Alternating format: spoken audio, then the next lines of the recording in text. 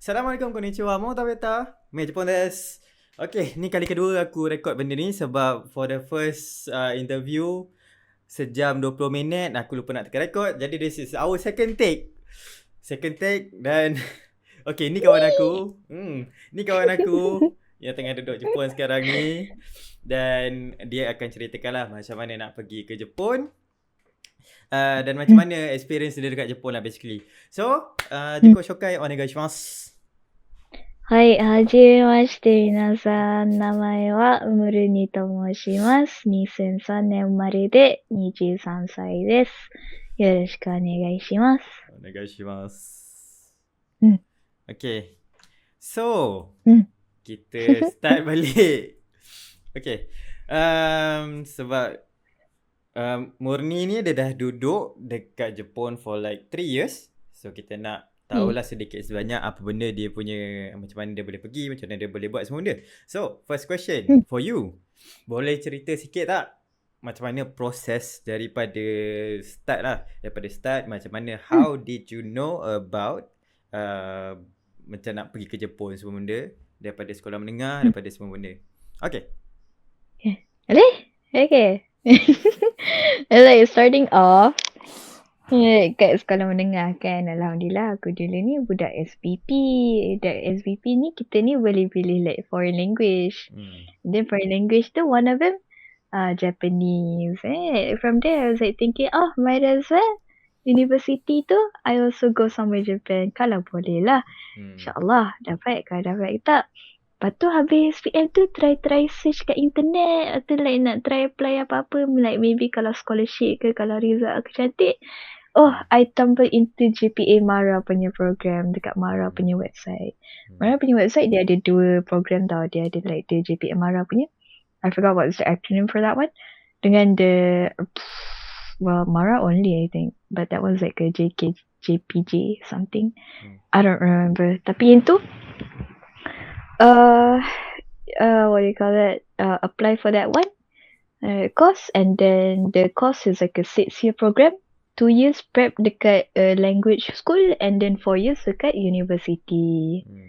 That's where I am right now, my 4th year, 6th year of the program. Okay. Next question is, dalam banyak-banyak bahasa sepanjang sekolah menengah semua benda, kenapa Jepun? Korang rasa aku wibu tak?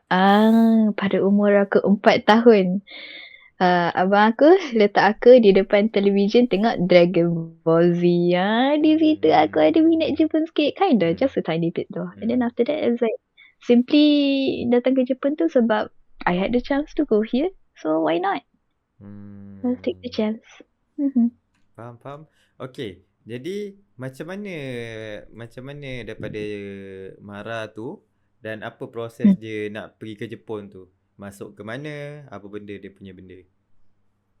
Daripada Mara, so like assuming that you guys ni ada your punya result SPM, tapi like maybe like and then you're trying to apply for your scholarships, and then Mara would actually already brief you on the processes of going to Japan, like whatever methods that you have. And it doesn't necessarily have to be Mara. It could be like you're searching out for MEXT scholarship, and then kalau you search online tu ada banyak like other ways, like just study in Japan generically. Betul like Japan Embassy, diorang ada bagi you maklumat about like there are a lot of other ways to like go to Japan kan.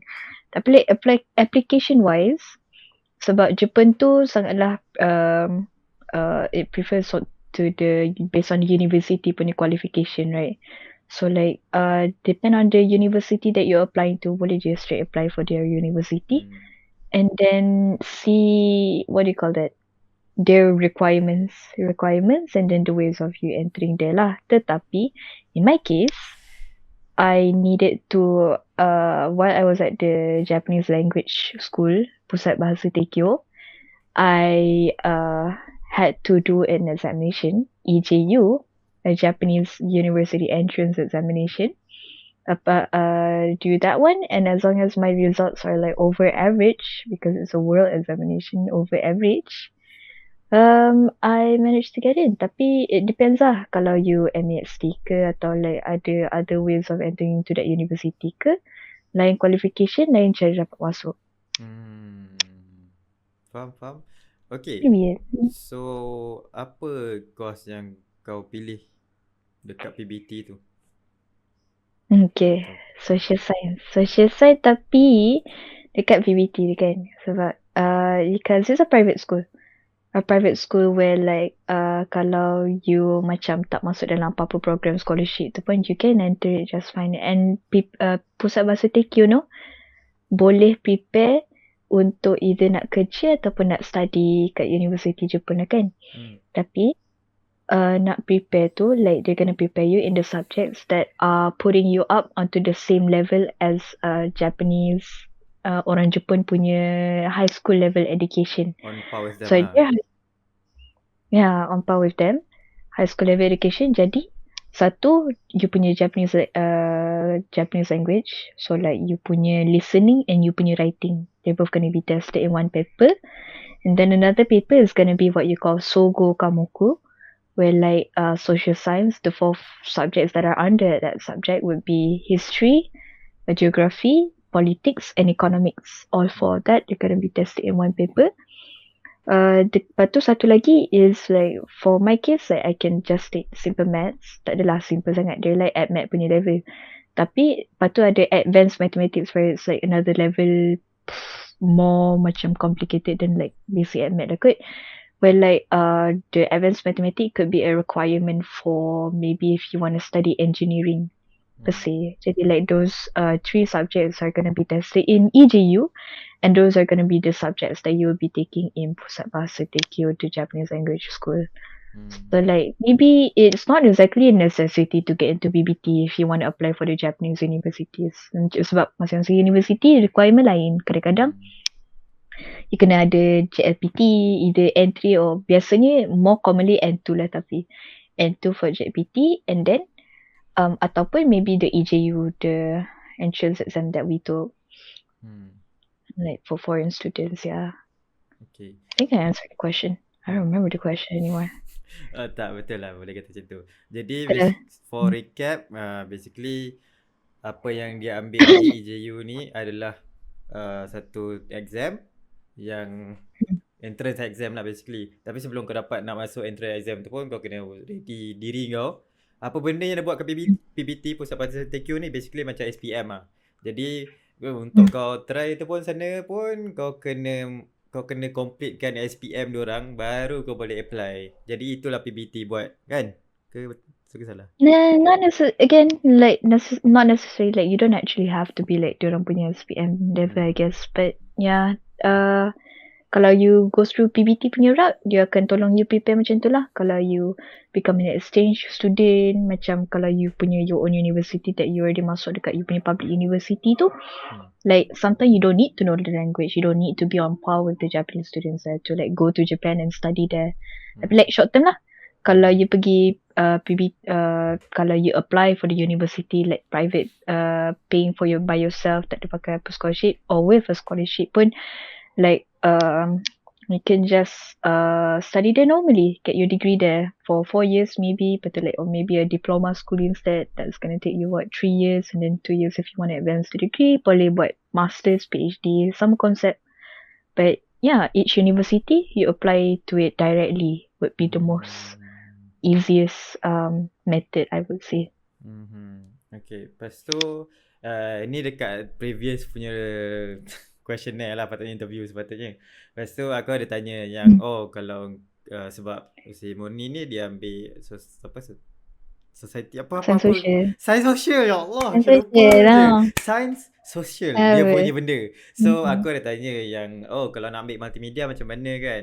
Macam tapi berbalik pada tadi lah, kalau PBT punya style iaitu kau dah ambil dia punya test everything, kau dah belajar semua benda, kau kena pass that thing, barulah kau boleh pilih ke UU mana kau nak. Of course, yeah. That's how universities work, yeah. You can have your specialization when you enter there. Jadi yang aku maksudkan ialah maknanya PBT ni bukanlah satu tempat yang kau terus boleh pilih course dan apa benda kau nak, sebab dia bukan macam tu. Dia hanyalah ajar kau basic-basic sahaja, to up to date to the Japanese people there. So itulah dia punya soalan aku sebelum ni. Okay. Ah, dah rasa macam pro tu. Rasa macam pro tu. Rasa macam Ui. very smooth tu. Tak rasa macam kenapa banyak sangat benda kan. Macam this time tak banyak tangent. Tak banyak tangent, tak banyak apa-apa. Tak banyak tanya. Dia macam dah habis. Allah. Wow. Macam tak ada patah balik ulang alik, tak ada lah. I was like, oh, I see the point here now. I see what y'all need to know. You understand kan. Aduh, stresnya aku. Okay. Aku tanya je lagi. Kalau kau apa benda je kau belajar dekat PBT, like if you could go deeper kan, macam kau belajar bahasa Jepun, what did you learn? Kalau kau belajar yang geografi, apa benda-benda semua? Bahasa Jepun, so like the typical 3 writing system, hiragana, katakana, memang basic, kanji punya learning, lepas tu bunpo, dia punya grammar, vocabulary, grammar tu lah yang is gonna be taking your entire lifetime there, but preparing to study for the exams, lepas tu how to write your essays, lepas tu dia punya, but mainly kita orang paling banyak letak effort dekat what do you call that? Sebab the thing about language learning, that's more to drilling lah. Ini macam nak kena betul-betul improve your memory to learn the thing, to learn the language, drill it into your head. Other than that, the subject lah, macam belajar bio, belajar sejarah, belajar geografi, banyak fakta kena hafal, go through. Literally learning, because that's all gonna be crammed into like 2 years. The mathematics, kalau like you dah already pro mathematics, then like it could be a breeze for you. Ada apa, trigonometry, ada the dy/dx, differentiation, log. Tapi you're gonna be learning everything in Japanese, so like you're learning the subjects the Japanese way. Tak adalah Japanese way, more like dia punya vocabulary lah. You're gonna learn differentiation ataupun like exponential, dia punya Japanese terms for it lah. Like the politics of Japan and the world, you know, the economics pun Japan and the world, lepas tu like systems, basic and stuff that again yang the Japanese students belajar pada up to their like koko high school level. Itu yang kita sembang juga tadi, yang benda alamak, aku dah lupa lah. My train of thought hilang pula. Aku never. Aduh, lupa pula. Okay, tapi you can check out, because like, you recorded on different camera, right? So like maybe like even if you can't hear what I said, you can hear what you said, and then maybe it refreshes what our conversation, how it went. Tapi tu lah, like nak check pula. Malas lah, biarlah dia kan. Kita gerak. Ya, betul lah. Dia tambah information kat tepi-tepi macam tu. Tak. Aku dah ingat. Kan macam kan I always say this macam dia SPM for Japanese macam tu kan, PBT ni. Tapi kau kena faham lah, SPM dia dalam bahasa Jepun lah. Bukanlah SPM dia dalam bahasa English. Malaysia. Tak ada subtitle. Memang tak ada. EJU, sebab orang yang ambil EJU ni pun diorang banyak-banyak background juga. It's like satu dunia punya questionnaire. So like it's in Japanese. You're coming to Japan, that's the only Kyoto, then the only common point for everyone. Okay. So dalam semua benda tu lah, dalam semua yang kau belajar tu, apa benda yang kau nak fokus sekali dalam belajar sebelum pergi Jepun tu? It's all pretty generic. It's very basic of basic. Dia tak ada fokus sangat on anything in particular. Sebab they touch on everything. Like yang subjek-subjek yang kita belajar tu pun demi menjawab EJU. Jadi it's like whatever yang betul-betul spesifik tu, bila you sampai dekat university tu lah when you get chosen into the course. But they're not gonna prepare you for one specific course. They're gonna prepare you for just going there. You get me? Okay, faham. Okay, so apa preparation kau sebelum kau pergi ke Jepun macam tu lah? Jadi apa course dia and everything? Itu seronok. So like other the learning part, if it would be more helpful if you're familiar with what it takes to like travel to a different country, but this time not gonna bear into the fact that you're gonna be staying there for long term, pada jangka masa yang lama, and you're going to be hiking. Typically you would be going there like probably during March or April, somewhere like around pada masa like it's springtime. So it's gonna be cold. Hmm. Jadi satu nak kena ready heat tech Uniqlo where like inner heat tech where it's gonna help you with the heat and it's gonna be easy to travel to bring. And then you're gonna need to ready cash. Japan is a very tak adalah very sangat lah. Right now they're probably somewhat improving on that part. Tapi nanti you nak datang ke Jepun tu, you nak duduk kat rumah. You know you sit. Or I mean you can apply for the hostel there, the dormitory. Tapi nak kena yang tu nak kena contact dengan the university lah. The university that you're applying to directly. And then the people in that university would be able to help you with like moving into Japan. Tapi whatever you need to ready tu, the cash, pakaian untuk sejuk, so typically you're going to be coming at a cold period. Lepas tu, tapi tak adalah sejuk macam you kena ready untuk saji. Tak adalah tebal sangat macam tu. Just in a heat tech and then like pakai layered lah. Pakai seronok lah korang berfashion. Berfashion untuk musim sejuk. Tak ada peluh sangat. Itu jalan banyak. Ready kaki. Kasut yang selesa untuk berjalan. Datang pakai kasut PVC. Lepas tu tak ready kasut untuk tukar yang tu. Selipar okey lah kot. Selipar selesa sikit. Yang ada laki-laki tu. Tu the apa ni? Cash. Lepas tu income. Income pula dah. Betul lah income kan? Oh my god, I forgot my Japanese. But like yeah, the chop thing magic where like you're gonna have to sign your contracts using that income. Okay. So macam itu preparation sebelum ke Jepun lah kan? Ya, paper punya offer letter ke university tu pun. Ya. Betul? Okay, so bila technically when you are accepted to that kan, macam apa persediaan dan apa proses untuk pergi ke sana jugalah. Macam we talk before yang hanko semua tu. Tadi persediaan dan proses dia. Get ready for the, I'm pretty sure it's the one that I mentioned just now lah. And then the line off and then apa, patut like get ready untuk arrive lah kot. Because like you're gonna be looking for a house. Yang tu the university would be helping you with that also. Bila sampai kat Jepun tu, nak kena ready dengan, well kalau boleh bawa credit card. Have your own credit card. Kalau tak boleh pakai your own credit card pun, you can use your senior punya credit card ke, or like someone who was already there to help you the credit card ke, to get your phone number. Lepas tu, bila dah dapat phone number, baru boleh buat bank account. Or the other way around, if you have like some sort of a bank account number, then you can do the phone number code, whichever way works. Tapi like, we went through the phone number first method. So like, yang tu kena pakai credit card lah. Yang tu kalau phone tu phone service boleh pakai like Docomo ke Softbank, like Rakuten. Yang tu boleh pilih sendiri lah. Then boleh pilih sendiri. Like before this we use like a GTN service, so like you can have like boleh arrive even before sampai ke Malaysia. Tapi still credit card tu still memerlukan what do you call that, credit card for the getting the phone number. Tapi credit card tu kau boleh pilih sendiri ke dia punya bank ke macam ada specific bank saja? Tak adalah credit card for all things. Credit card from Malaysia I mean. Oh. Not the bank account. Yeah. Bank account to whichever bank doesn't matter, whichever one that you need. So after all of that, you got the penempatan and everything, kau dah ready, kau dah fly, kau dah cecah Jepun. What is your first impression for your first month there? Gitu. Sejuk. Sebab awal tu masa senior, so awal tu cakap tak adalah sejuk sangat. Main private je sebenarnya.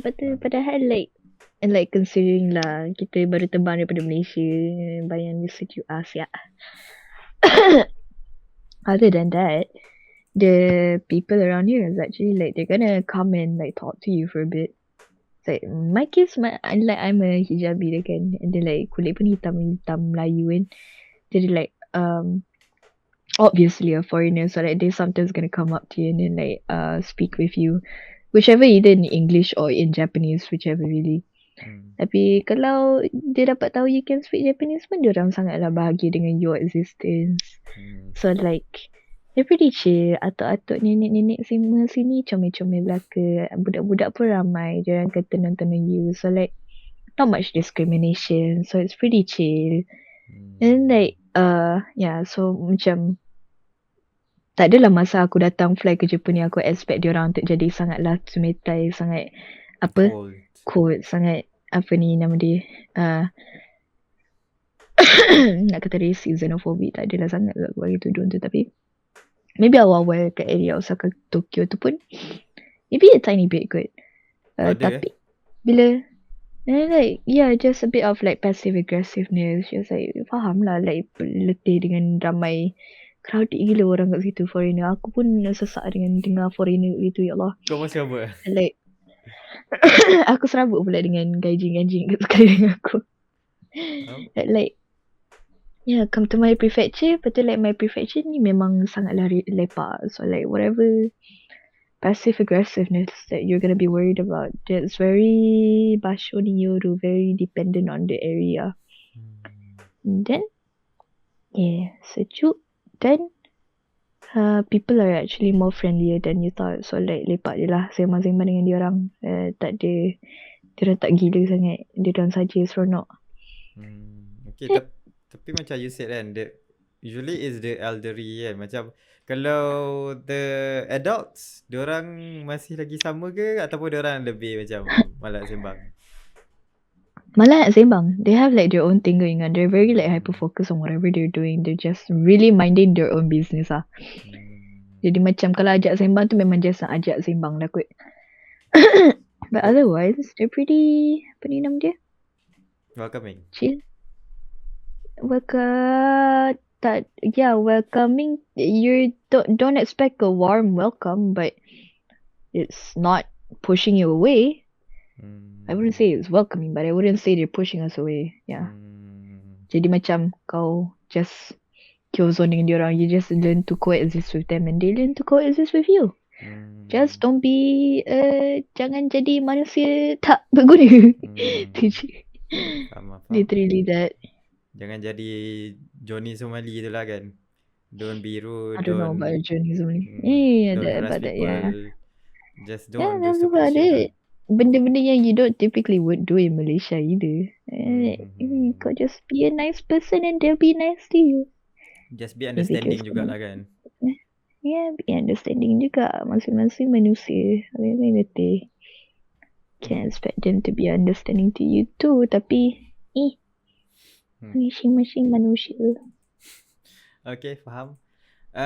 For next one kan, macam kau dah duduk situ for a while kan, apa perbezaan budaya yang sangat-sangat obvious antara Malaysia dengan Jepun?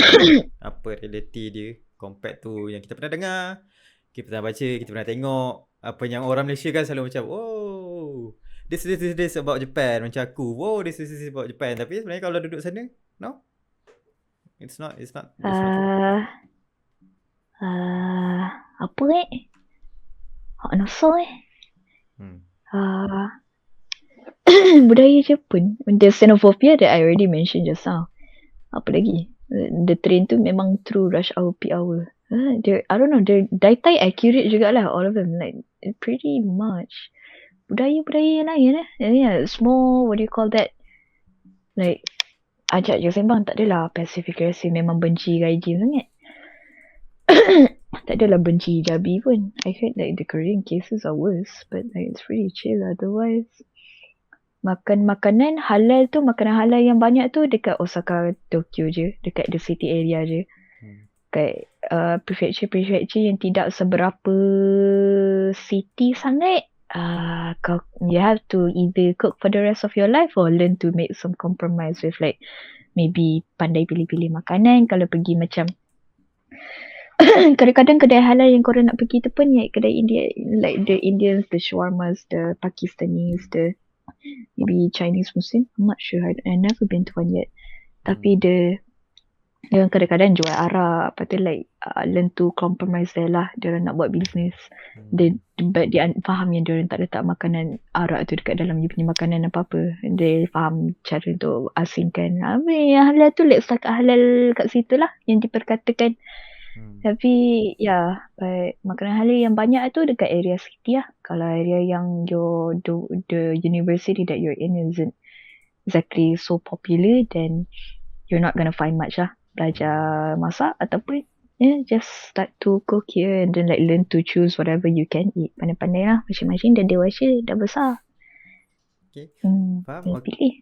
Okay, kalau itu kan dari segi people punya perspektif kan. Contohlah macam perspektif dan makanan sikit lah basically. Tapi kalau dari segi macam macam kawan Jepun aku yang duduk Malaysia tu kan, dia apa benda yang culture shock dia kan. Basically culture shock lah soalan yang aku nak tanya ni. Macam dia kata tandas basah. Tandas kita kan basah, tandas Malaysia basah, tapi tandas Jepun kan kering. Oh ya kan? Kering siap. Jadi apa pandangan kau terhadap tu? Yeah. Cause like toilet Jepun sebenarnya kita orang ada bidet. Tapi bidet kita orang bukannya macam main tembak-tembak macam kat Malaysia tu. Bidet kita orang dia keluar dekat bawah tu, lepas tu tekan butang, tu pancit kat bawah. That's so weird though. I've never tried that. It sounds so weird though. Every anime show ke apa macam wow, that's I haven't seen it in anime actually, but it's so good. Tapi like nanti korang nak pilih rumah nanti adalah nanti dia punya selection. Certain rumah dia either pakai IH punya stove ataupun pakai gas stove. Lepas tu you kena fikir dia punya gas bill dengan electric bill. Betul like dia kena fikir dia punya toilet tu. Sebab diorang negara sejuk kan. Jadi like the gas bill is also kena cover like diorang pakai air panas sini lah. Sebab dia sejuk ketor. Dia nak kena pakai air panas. Air panas tu dia nak panaskan pakai, maybe some houses are gonna be using electric heater. Tapi like most of the houses we have around here yang students ada pakai ni, dia pakai gas. Panaskan pakai gas sebab tu menaikkan api kan. Otherwise the toilet in itself ada setengah tu dia gabung dengan tempat mandi. Tempat mandi orang Jepun wajib ada bathtub. Even yang petak yang kecil punya. Yang lepas tu like kadang-kadang you gotta find the long ones yang normal kita boleh nampak kat Malaysia juga kadang-kadang. Tapi kalau yang gabung tu boleh lah pakai shower head untuk jadi kau punya hose. Kalau macam kadang-kadang tu tak ada bidet, jadi kena belajar pakai tisu. Tisu tu boleh buang kat dalam toilet. Kalau tisu yang nipis yang memang khas pakai untuk toilet, bukan tisu pakai kat dapur tau. Not the facial tissue. Tapi kalau tisu toilet tu kena belajar campak masuk kat dalam toilet. Sekali dengan you punya buangan. Yes, excrements. And then tu like pandai-pandai pakai botol air, ambil air dekat sinki, betul like pandai bersihkan diri sendiri. Kalau tak pakai bidet, tu like kebasahan tu probably just come from the fact that kan kalau tandas Malaysia kan dia suka pakai hose kat tepi dengan dia bakul air kat tepi kan. Kat situ lah like splosh ada air situ. Kalau tak otherwise like if you manage to clean after yourself yang tu like tak ada pun keluar air sebenarnya. Lepas tu aku punya toilet ni pun dia lantai dia bukan lantai seramik, lantai macam ni. Meant to takung air, lantai tile. Lantai sama je lantai dengan my living room floors kan ni, vinyl. Maknanya dia memang tak licin ke macam tu? Langsung tidak. For the toilet specifically like tempat membuang punya toilet. Kalau tempat shower lah kat situ je dia licin. Mandi tu. Kalau gabung then it's gonna be licin for both lah. Sebab dia gabung into one room. Lepas tu aku teringat kat tadi yang kau cakap pasal kan bathtub ada bathtub panjang, ada yang bathtub macam aku tengok petak kecil yang very sad, macam kau kena jadi fetus duduk. Dah lah aku tengok besi tau. Benda besi ke bukan besi kan? Apa? Besi ya. Ada yang besi, ada yang bukan besi, ada yang seramik, ada je yang plastik punya. Ya, bathtub wajib antara dia orang. Tak, yang aku pelik dia sebab apa? Aku pun baru tahu bukanlah baru tahu macam aku baru tahu memang baru tahulah, astagfirullahalazim. Okey, aku baru tahu sebab apa? Aku tengah buat dalam proses nak buat video pasal IKEA kan, the houses kan. Okey, so bila aku tengok rumah-rumah lama ni, diorang tiba-tiba diorang kan tunjuk gambar-gambar kitchen ataupun ruang tamu, semua benda kan. Tiba-tiba sampai dekat tandas ada this petak pelik kan. Aku macam petak ini bathtub. Ini bathtub diorang ke? Bathtub aku tengok ada 10-20 rumah. Rumah-rumah lama ni 1960, 1970 sampai 2000 kan. Semua pakai kotak macam tu. Aku macam maknanya korang macam ni orang-orang Jepun macam ni mandi. dalam There's air. a chance that you're not gonna get a shower head, but there's a high chance you will have like some sort of a bathtub replacement lah. Oh my god. So, jadi tu aku macam, maknanya selama ni rumah-rumah baru je yang kau boleh macam kat anime-anime ke apa, kat manga yang kau orang boleh I'm not baring. sure which animes you're talking about, but like maybe are you talking about bidet ke? No, Entah. the bathtub. Habis kan Yang panjang. anime ke. Yang panjang-panjang je. Oh, yang ada tekan-tekan butang tu. Oh. Butang. Tak adalah yang baru ni, yang lama punya. No, butang. I mean kan, kalau kan bila ada shower scene ke apa ke kan. Kan diorang macam boleh lunjurkan kaki kan. Macam lelaki mandi kan, lunjurkan kaki semua, boleh lunjur kaki semua ke apa kan. Not necessarily old house, new house. More so like, it really depends on the architecture of the house tu je. Not necessarily old or new. Dia je yang besar punya. Tapi siapa itu tak atau besar. Itu je aku pelik tu. Macam, maybe I've seen it before tapi aku just lupa kan. I just set it on my mind yang panjang tu is the normal kan.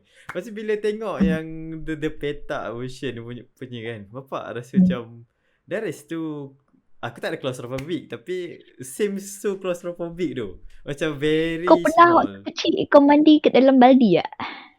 I mean, itu aku pernah tapi macam tu lah vibe dia. Tapi masa tu kau kecil tau. Ini sampai kau dah dewasa, kau kena mandi macam tu. I guess lah, mandi baldi seronok lah kot. I guess lah. Baldi air panas pula tu masa sejuk. I guess that's the sedap tu. Kau jadi boiling pot, you're being cooked in water. Kau buat apa, yourself punya soup kan? Soup. Siap dah. Ya, sedap dia. Sedap dia dengan bahan-bom lagi. Rendam je lah tu. That small tak timbul banyak-banyak ke kalau letak bath bomb that small surface? Tak naik ke? I don't know. Maybe seronok lah macam tu. I don't know. Naik kejap je tu je lah. I guess lah letak sabun kan. Kita letak sabun. Lepas masuk dalam baldi. I guess lah. Okay. Kau nak try lah tu. Okay. Selain daripada tandas kan. Tandas ni just a topik yang member sebelum ni. Okay. Tapi culture shock untuk kau? Apa boleh culture shock? Sana ni lain The culture shocknya seronok aku tengok budak-budak jalan kat tepi. Diorang sangatlah independent. So like that's very Japan lah. Culture shock nak banding. Tak adalah shock. I'm not that shocked because like we're accustomed to seeing it on anime kan. Where like budak-budak diorang memang boleh jalan sendiri tu. Aku waktu sekolah rendah, budak-budak innocent zaman aku like kalau ia pun paling-paling aku naik basikal balik. Itu like kalau tak pun budak-budak kalau keluar je daripada gate sekolah tu memang wajib parent pick up so like very rarely gonna see kids like walking on the roadsides on their own type of thing. Tapi diorang daripada umur apa 4, 5, 6 diorang dah pergi kedai sendiri semua. Diorang beli macam tengok cerita like grocery diorang memang very independent. I nak kena learn to raise my child like that lah. I don't know. Lepas tu what? Like, getting fucking kidnapped dekat Malaysia. Are you stupid? Tak ada Malaysia. Malaysia kena kidnap. Live in Japan je ke? Other than that, basikal kot. Culture shock per se, like you can go anywhere for free with the basikal I guess. Kalau basikal, ada basikal yang ada bateri punya. Lepas tu diorang punya parking lot, banyak parking lot untuk basikal. Ada laluan untuk basikal. Tak adalah sampai ke highway naik basikal tu. Tapi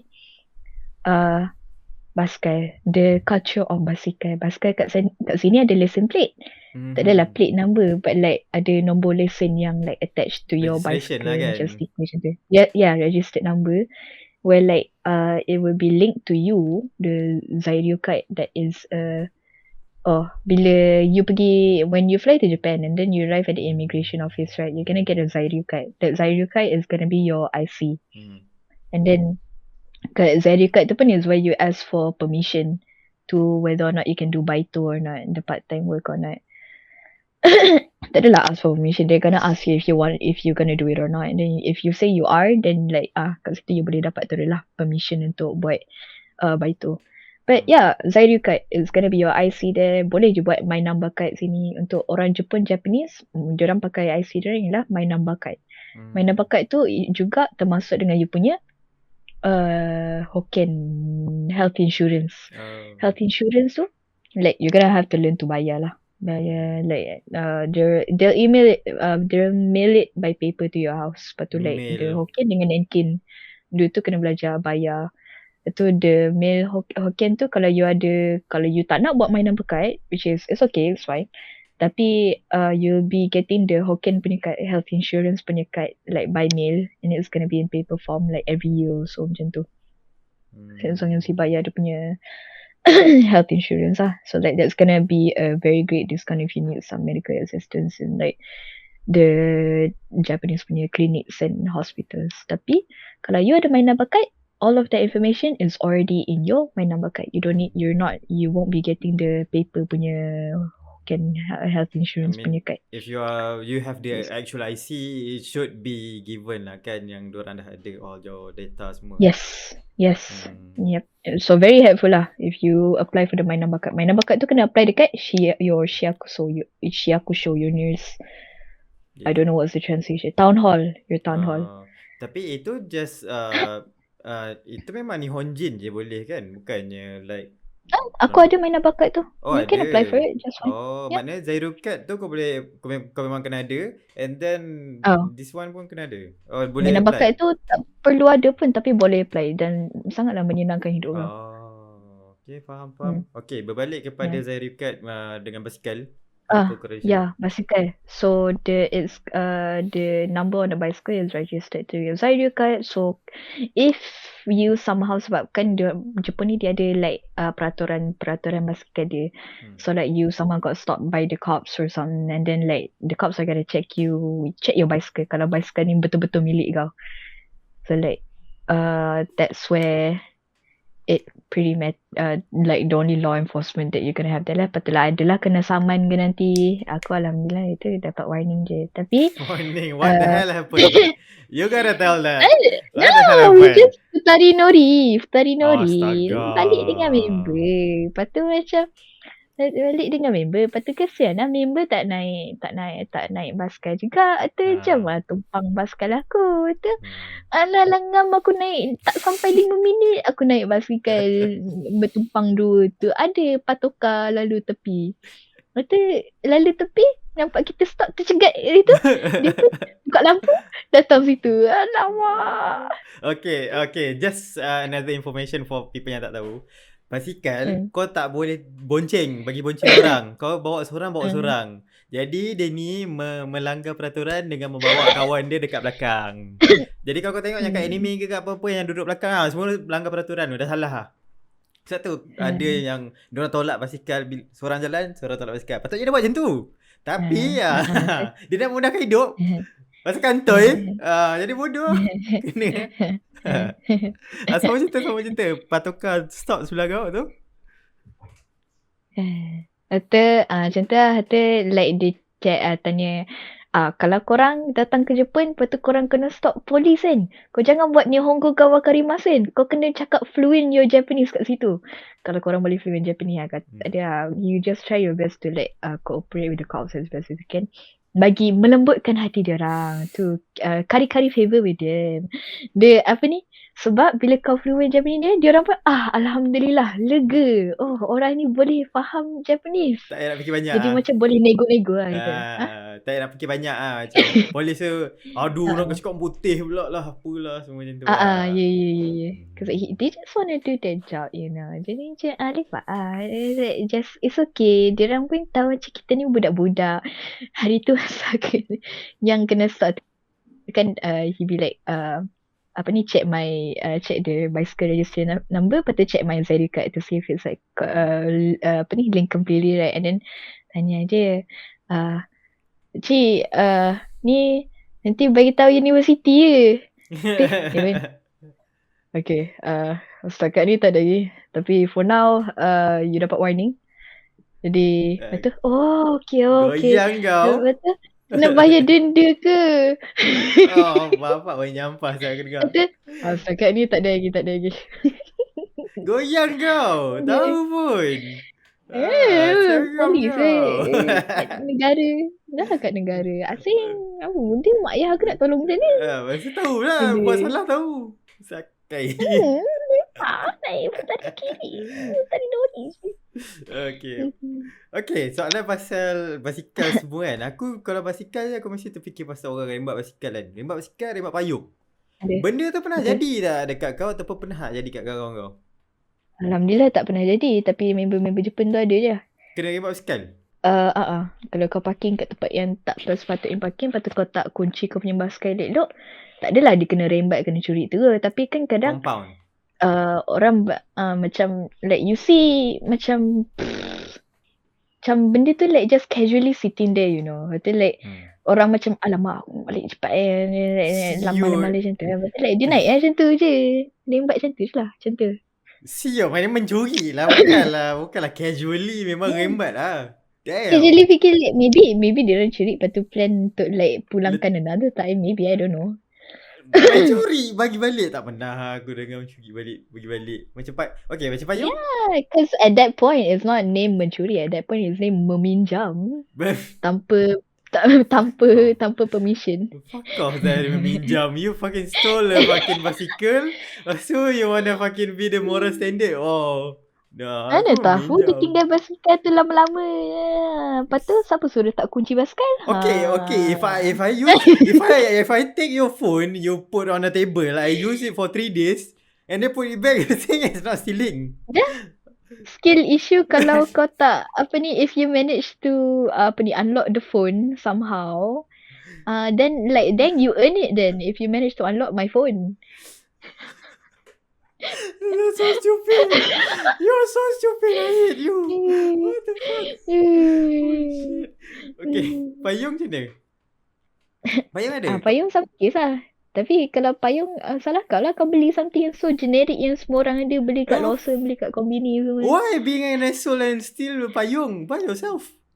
What the hell? Tak adalah asshole sangat. Because like, typically sometimes kalau kat train, kalau kat university, kalau kat like bilik-bilik kalau kat bangunan hotel ke, kadang-kadang like dia ada, memang diorang readykan payung public untuk like orang-orang pakai kalau diorang terpayung, betul like pulangkan anytime macam tu. So maybe husnuzon di sini, aku ni jenis selalu baik sangat. Dia ingatkan yang payung-payung personal tu ialah payung-payung yang boleh public dipenjamkan lah. Dia like maybe dia just nak pakai sekejap, betul nanti pulangkan apa yang dia tak balik. Macam tu. Dan okay guys, inilah cerita dia bila kau duduk Jepun sangat. Depo lama sangat kan, kau dah tak tahu mencuri tu apa. Aku tak curi pun. Yeah, aku tahu. Aku tahu. Tapi kau defending kan, people taking ada person punya benda and using it. That is stealing. And then boleh pula husnuzon bahawa orang tu akan pulangkan balik. No, they won't. They won't return it. That's stupid. And then what the hell? Okay, nampak? Ni, dia menjadi seorang Nihonjin. Hey. Dah kau nak buat apa dengan tipu orang ke tak boleh nak unlock pun tipu. So it's better to steal an umbrella. It's not as bad if you don't want to get wet and then you're gonna ruin Why your would they laptop. take other people? Just buy. It's like 160 yen kan? Ke for a few hundred yen Kalau kan? kat area tu tak boleh nak beli. Okay. Aku pernah dengar cerita yang orang steal dekat convenience store. Yang kan orang boleh letak kat convenience store kan, luar tu kan, untuk mengelakkan basah tu kan. Okay, then why steal? You can buy inside. Why take? Dah dia miskin, aku nak tahu. Macam mana lah. Ada je moving the goalpost. Fucking dumbass. Okay, move from this. Okay, basically don't steal guys. Even if you go to Japan, don't steal anything. Okay, thank you. Okay, jadi apa lagi culture shock yang kau hadap selain budak? Apa lagi? Selain Jitencha? Aku tak shock sangat, tapi like aku seronok dengan raw egg dia. Kenapa? Sedap. Sebab dia macam tu je. Nasi dengan natto. Sedap. Tang natto kita akan pergi balik. Tapi sabar kejap. Ada lagi yang culture shock macam kau rasa macam belajar student, university, karaoke, minum culture. Minum culture kau boleh expand tak? Aku tak apa, teruskan kau punya tadi tu. Betul nanti. University aku ni boleh tahan like kalau Tokyo, Osaka maybe dia macam Malaysia sikit tau, in the sense where like orang awam tak boleh nak masuk keluar macam tu je. Hmm. Kena ada macam apa visitor pass macam tu kan. Tapi my university boleh macam tu tau. So like even waktu tengah malam tu pun ada, sebab university kan besar. Kalau kau boleh tembus uni kan senang. Boleh. Kat my uni boleh buat macam tu. Just went across Kadang-kadang the dekat U dia. lah to get to one point, another point. Macam tu. Boleh. Atau dekat kantin tu pun like kadang-kadang ada orang awam makan situ. That's somewhat of a, tak adalah culture shock per se. Tapi macam, I didn't know you can do that. Macam tu. Jadi macam kalau aku graduate pun aku boleh like lepak sini bila-bila masa macam tu lah. Kata dia punya library pun like, library tu je lah nak kena ada visitor pass untuk like keep track siapa keluar masuk library tu je. Itu lah besar sangat. Tapi like, that's the only place where like you need a student card to get in. Apa lagi? Orang awam naik tram. Tram tu nak kena ready cash. Cash sebab dia punya tram dia pakai cash AZ based on the value of where you get it from point A to point B lah kan. But like masa korang datang bawa cash sini tu, bawa cash duit kecil juga.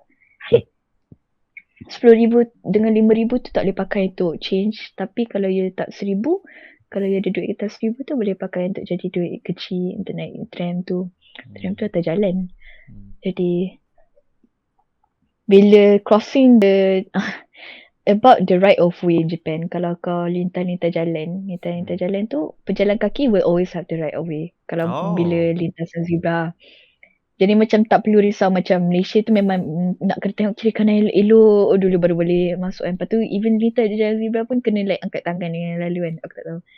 Tapi kalau Jepun sangatlah macam you boleh trust diorang untuk berhenti. Tapi still tengok je lah kiri kanan. You want to be paranoid, that's a safe place to be paranoid lah. Tapi diorang pakai botan Oshi Chingu tekan butang. Traffic light tekan butang. Kalau kau jadi pejalan kaki, some of the traffic lights pejalan kaki there, you kena tekan butang untuk jadi macam kasih warna hijau nak memaklumkan bahawa hai, saya melintas jalan. Betul, baru boleh lintas jalan. So tu ada budak-budak tu kan. Boleh ada train budak-budak untuk angkat tangan lah waktu jalan slow. Macam tu. Tak pun macam tu je. Patut. But you're gonna be seeing a couple of Japanese people main lintas macam tu je. Or the gaijins maybe, I don't know. So like at that point, if the locals do it, you can take that as a pass for doing it too, I guess. Tapi macam tapi like rule of thumb, kita ni kan orang luar. Jadi the rules are a bit more strict on us, kinda. Just be safe. Okay. So kan macam kau cakap tadi lah kan, right of way lah semua benda kan. Tapi kan diorang ada macam a problem where diorang tak boleh jaywalk kan. Walaupun setakat 2 meter punya, 1 meter atau 2 meter punya ni. It's not even a problem. Tapi, ada je orang yang lalu. Maknanya ada orang jaywalk je lah kan. It's not about, it's not everyone. Padahal je lah just satu jalan kecil yang kau boleh ni. Tapi sebab ada zebra crossing, diorang stop tu, masih ramai orang buat juga. Ramai orang stop, ramai orang pergi. Walaupun that short. Yeah, it's very like a human type of thing. Kalau you nak stop je lah. Kan tenang sama. Kalau ada polis tu, kau memang, kalau macam tengoklah sekeliling tu, janganlah brigade macam kalau ada security camera ataupun apa ni, dia patoka lalu-lalang, lepas tu like kau pergi jaywalk juga. Tu memang cari nahas lah. Tapi like just look at the areas lah. Kalau macam ada nampak ni Hanjin jaywalk, yang boleh consider kau boleh jaywalk juga Kalau kau nak jaga pendirian kau, kalau you're actually rushing, it's fine to jaywalk. Tak adalah fine per se. As in tak ada actual consequences directly. Tapi kau tak boleh guna kau ada gaijin pass tu. Kan orang ramai je guna gaijin pass. Tak payahlah pakai gaijin pass dan merosakkan ketenteraman dekat area tu. No. I mean it's not like you cross the whole section. Exactly lah. Jadi macam kalau macam aman, like I'm saying, like tak adalah gaijin pass. More so like use the gaijin pass when the Nihonjin is acting up. Tak payahlah rosakkan reputasi kita gaijin. Alamak. No, I mean my thoughts macam very minor one, which is jaywalk yang yelah jalan that very small kan. That should be fine lah kan. Bukannya aku masuk aku jaywalk juga yang the cross kan. Bagi mampu Yeah, korang lah fine, apa fine jadi to say fine. Tapi like, I understand that like some laws are just simply laws. And then like, kalau ada True. orang yang enforcing the laws are there, they're gonna have to do their job. True. You get me? That's tu je. Baru nak guna gajin pas tu kan. Macam, oh sorry. I don't know. Alamak. Tak ada. Kau cakap dengan polis, kau kena buat faham juga. Kau kena faham yang, hey, kau buat benda salah. Mengaku je. Yalah, tak ada guna lah. Habis lah. Kau tak, aku punya channel ni banyak makcik-makcik yang dengar. Jadi, habis lah, video lepas aku tu pun ramai gila makcik-makcik yang marah-marah. Jadi, mungkin sebab aku gurau-gurau kat sini kan, habis aku kali ni. Kamu ni jangan lah, ni. Aku macam tak apa.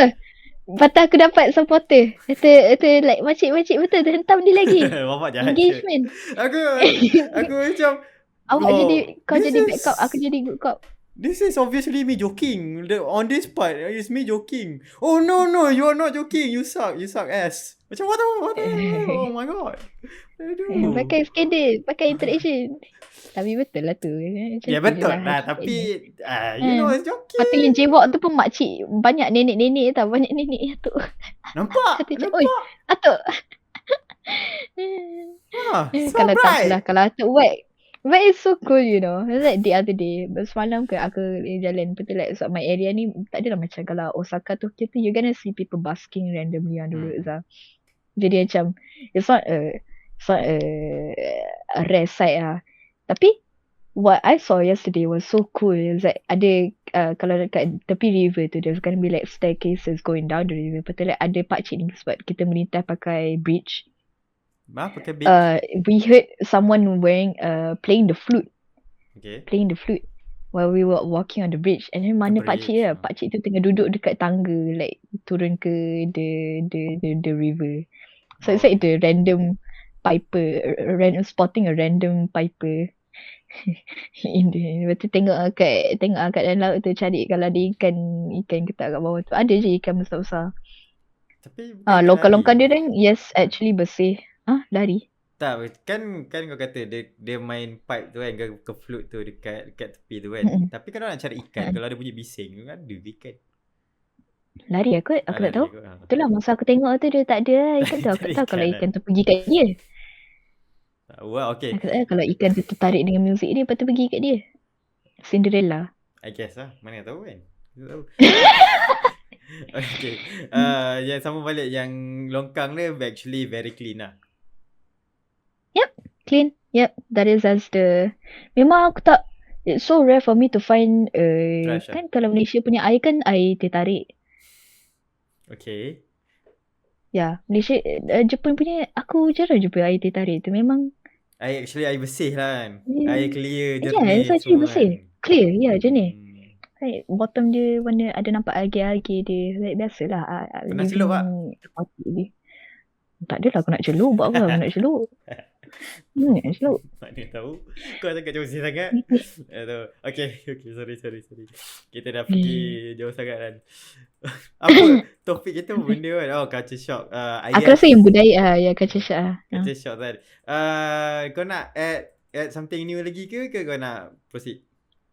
I don't know. Like whatever pops up in my head, I'll like say it.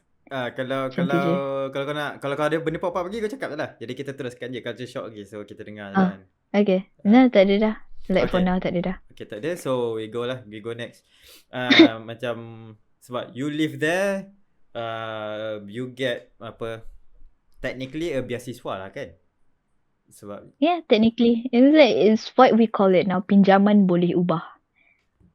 So like it's gonna, for my case, right now a hot topic for JPM Mara. Right now we have the option of PBU, which is the original PBU. I don't know, PBU kerja. I don't know what's the label for that. But the new one is PBU Academy. Okay. Where like PBU yang lama yang I got signed with for the first time ialah kalau cara I bayar balik pinjaman ni ialah kalau I grad, lepas tu I kerja government 100%, like tak payah bayar balik. Lepas tu kalau kerja GSC tu ada percentage kena bayar balik, kalau swasta ada percentage kena bayar balik. Tetapi yang baru ni sekarang PBU Academy ialah berdasarkan kau punya academy, iaitu berdasarkan GPA your GPA. Oh. So this GPA system is like, because like the thing about Japanese universities, which also applies to other countries, New Zealand ke, what other countries we have, German, Korea, France maybe. But like so like this PBU Academy is gonna be where like if you're over, aku tak ingat berapa GPA dia, but a certain GPA free 100% tak payah bayar, certain GPA 90% je macam mana 20% je kena bayar, to like certain GPA 50% kena bayar, somewhere like that lah. But like very merit based, so like you can work wherever you want, and asalkan you punya like you score good, this time is like merit reward, where like GPA okay, tak payah bayar. Basically like normal you lah. You kita banyak je yang buat macam tu. Which is I believe so. jadi tu je lah kan. Basically they are adapting our thing to I guess so, yeah. marah lah kan. Itu je lah beza dia kan. Mungkin I think so. Mungkin makin masuk kot GPA kot. Sebab tu diorang dah boleh buat kan. Okay, so kita cakap balik pasal ni cost of living tu. Sebab yeah. Sebab cakap pasal duit, kita nak tahu pasal cost of living kan. Cost of living satu. Lepas tu soalannya kita pernah tanya sebelum ni, kena baito tak ataupun kena part time tak untuk hidup? Lepas tu duduk di studying in Japan. Jadi nak study in Japan, what do you need? You're gonna need a place to live in. Jadi that's going to be either maybe a hostel ke. I don't know if hostel tu kena bayar ke tak. Tapi like rumah kat Jepun, dia boleh hidup seorang-seorang. Lepas tu like, ataupun boleh je kalau nak opt for a share house. Tapi hidup seorang-seorang ni memang either for my area, it's like it ranges from 20,000 JPY. All the numbers that I'm saying here is all in JPY. 25,000 around there to like 30,000, 35,000. Lepas tu like kalau nak lagi hidup lagi bougie, lagi macam mewah macam tu, boleh lah 40,000 for a loft, maybe 50,000 max. Tapi kalau in city areas like Tokyo specifically, that's gonna be like that's like around 40,000 or 50,000. It's like the usual amount. So it's like you can opt for a hostel, tapi yang tu nak kena talk with the university lah. And then for people maybe they want to pay by themselves. Kalau scholarship tak payah risau pasal tuition fee. Yang tu kalau tuition fee, my pinjaman tu pun memang tak payah fikir pasal tuition fee. But whoever's gonna be paying for their own, maybe those are the people yang perlu opt for part-time work lah kot, baito diorang. But otherwise, other than the living rent, the grocery pretty expensive per se. Buah-buah diorang kat sini mahal. Rice is getting expensive recently. Nak cari makanan Malaysia tu tak ada sangat kat area sini. Tapi like looks for your tengok depending on your area lah kalau nak cari makanan halal. Tetapi other than the food, it would be furniture, well you're gonna be buying them once, lepas tu like maybe tak beli dekat, carilah dekat Mercari site. Jepun ni banyak barang second hand sangatlah berkualiti, jangan risau. Like like delivery, delivery luggage, travel nak kena take into account dia punya like nak travel tu, kalau ada basikal you can pretty much go anywhere for free. Lepas tu bila first time nak datang tinggal kat Jepun lah kan. Lepas tu kalau long term punya, the bill air, bill gas, tengok pada whatever contract that you sign with the house. That's probably it. Sometimes would be included in the rental, ataupun kalau tak include, you're gonna have to pay on your own. And then that should be it for like living costs. Okay, so a few questions again. So basically apa yang Mara bagi tu, it is enough lah if you wanna live comfortably kan, without doing anything. It is, adventurous. Asalkan hidup, whatever adventures or like whatever financial decisions you make, that's very much a personal choice lah kot. That's just a lifestyle punya choice. It's just like if you go to America, like you can probably live as long as you don't live in LA, Los Angeles ke. Like it's like coming to Japan and you're adamant in living in Tokyo where macam even among Japanese people it's already considered high. Macam datang Malaysia memang degil nak duduk kat KL juga. Ataupun yelah macam orang Malaysia duduk kat kampung tiba-tiba nak duduk kat Mont Kiara agak. Bagi duduk kat Mont K memang pecah pala lah harga dia macam mana pun kan. Okay, faham? I don't know about that. No, Mont Kiara very expensive. There's a lot of Japanese expat there. Okay, tapi except daripada tu contohlah macam kau kan nak baito, maknanya Mara still bagilah macam freely you could so that one based on the contract you're actually not allowed to. But like nak kata not allowed to it's more so in the context of pandai-pandai lah. Like if you do a baito, like inform the JPA where in the case where like you pergi ke immigration lepas tu like you did opt for the baito permission. Like in my case I didn't do my baito. Jadi macam I'm just 100% focusing on the studying part lah. Kalau you pernah buat baito, kadang-kadang I buat yang tampatsu punya. The ones that like last for one day, like dapat tanam kobe sekejap, like dapat ajar budak-budak kejap. Jadi macam tampatsu ni tampatsu ni by the way maksud dia macam yang temporary lah kan? Betul, temporary. Very one time. Jadi I never did anything lah yang macam long term. So like yang tu, but to find, if you're planning on finding any baito, then you can just opt it the way the Japanese people find it, macam pakai app, kita panggil app Baitoru. Lepas tu like kalau Indeed, kalau internet tu cari tu, a lot of the time kalau macam you jalan-jalan tu, lepas tu nampak orang tulis brochure like they're applying for like part-time workers, they're looking for part-time workers. Kalau yang tu memang typically apparently based on what my friends say, like diorang memang sangatlah mencari part-time worker. Jadi senang lah nak dapat kerja kat situ. Like otherwise, what was the topic again? Baito juga dia kerja. For now baito lah. Lepas tu apa benda? Kan baito pun macam kita we talk before yang diorang punya permission wise. Asalkan tak kacau study je lah. Then like it should be fine. You're allowed to. Yang tampatsu tu dia tak perlukan JPA punya ni. Because it's not long term, it's really a one time thing. Macam like kalau you nak pergi travel je pun sekali macam pergi Osaka kejap ke, atau like Tokyo kejap ke, and then like takkan nak inform satu-satu dekat diorang kan. Jadi macam pandai-pandai lah. Like jangan buat benda yang tidak berdasarkan you punya tanggungjawab sebenar datang ke Jepun. Faham. Tapi kiranya macam mana pun kau masih lah boleh buat baito kalau kau nak. Tapi just you actually need the permission lah. And the permission, is it before you went to Malaysia or after you arrive in Japan? After you arrive in Japan, when you going through the immigration gate, when you when you're receiving your Zairyu card. So you could change it anytime you want lah. Tiba-tiba macam okay, after 4 months living here, I think I want to get a baito lah, part-time job lah. So you'll just go to the immigration in that lah. case, macam that's why when you go to the immigration tu, you can just apply for it. Macam apply for the permission, tapi macam you're not actually gonna get the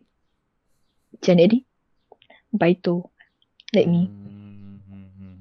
Okay, faham. Jadi ada 2 jenis. Kalau kau jenis nak kejap-kejap, ambil lah tampatsu tu. Kiranya just quick money lah basically kan. Not that big of a money, but yeah, quick money. Quick money lah kan.